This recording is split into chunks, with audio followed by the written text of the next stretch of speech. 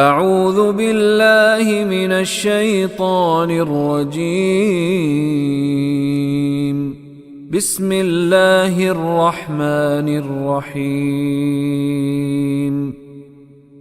وَإِذْ يَرْفَعُ إِبْرَاهِيمُ الْقَوَاعِدَ مِنَ الْبَيْتِ وَإِسْمَاعِيلُ رَبَّنَا تَقَبَّلْ مِنَّا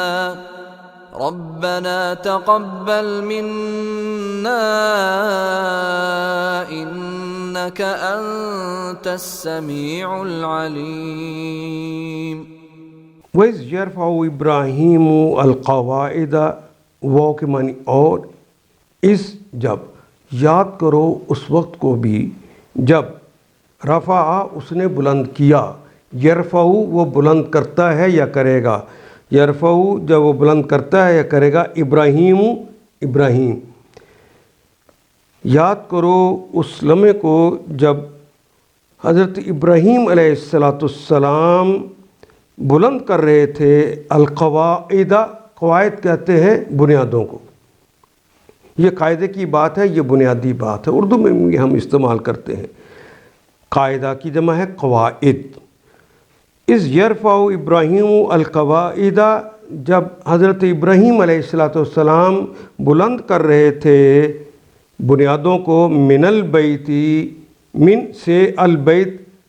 خاص کرنے کے لیے آ گیا کلمہ الف لام، اور بیت تو اردو میں بھی کیا استعمال کرتے ہیں، گھر کے لیے،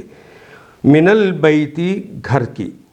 و اسماعیل واو کے معنی اور، اسماعیل حضرت اسماعیل، یعنی ابراہیم علیہ السلام اور اسماعیل علیہ السلام دونوں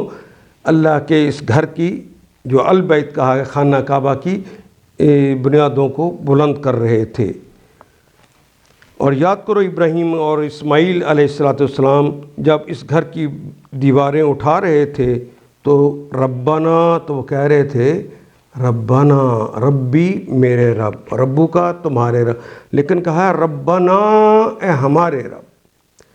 تقبل منا، یہ نیکی کا کام کر رہے تھے تو کہا تقبل، تم کے لیے آگے مخاطب کی علامت، قبل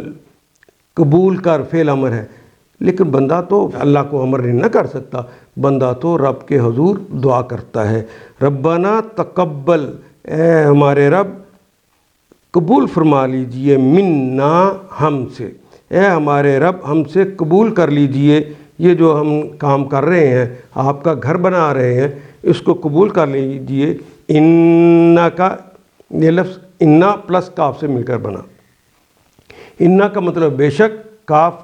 مخاطب کی علامت ہے، انا کا بیش آپ، انتا، انتا کا مطلب بھی تو ایک مذکر،